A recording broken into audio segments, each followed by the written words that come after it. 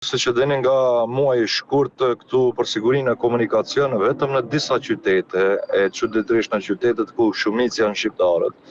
Pra në Tetov, Shkupe dhe Kumanov, për gjatë koridorit 8 dhe në këto qytete aplikohet Safe City dhe SMS porosi të cilët ju vinë qytetarëve nuk ju vinë edhe në Shqip. Pra vinë në gjuhën maqedonase dhe vinë në gjuhën angleze. Prandaj edhe dje gjykata kushtetuese vendosi se ligji që parasheh realizimin e një projekti të tillë është në harmoni me kushtetutën, ndërsa deklaratat e kryetarit të gjykatës kushtetuese ishin krejtësisht skandaloze. Ju vetë pat, ai tha mund maqedonisht, mundet edhe anglisht, por jo edhe në shqip, madje tallej me inteligjencën kolektive të gjithë qytetarëve të vendit, duke thënë se ata që kanë vetur duhet të kenë edhe smart telefone dhe email, në të kundërtën le të voziten me kuaj.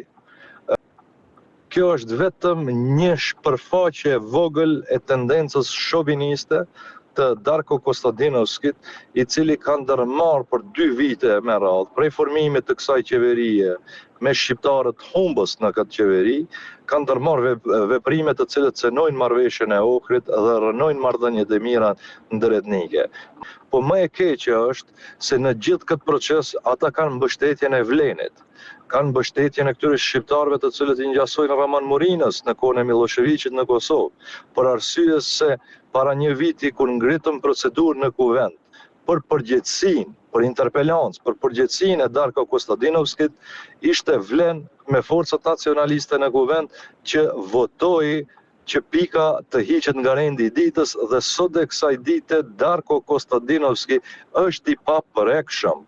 Bën çfarë të don, shkel kushtetutën dhe ligjin me 2 këmbë dhe askush asgjë nuk mund t'i thotë. Nuk mund të shmangemi përshtypjes se kjo përbërje e gjykatës kushtetuese shumë shpesh përmes komenteve ngjan më shumë në elitë politike jugoslave se sa ndonjë instancë më e lartë gjithësore në vend.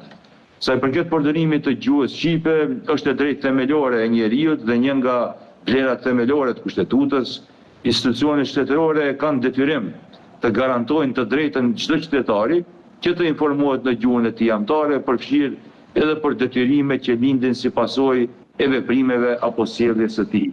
Domethënë kjo vlen edhe për sistemin Safe City, vlen ka qenë i qartë dhe mbetet i palëkundër në qëndrimin se kur shteti njofton, paralajmëron apo dëshkon qytetarin përmes këtij sistemi, ai ka për detyrë ta bëjë këtë edhe në gjuhën shqipe. Domethënë kjo nuk është çështje vullnetit politik, por detyrim kushtetues dhe respektim i një të drejte themelore.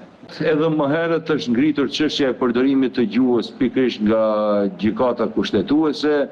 Vlen ka thënë edhe atëherë se garanton se gjuha shqipe nuk do të preket dhe prapë është i qëndrimit të njëjtë.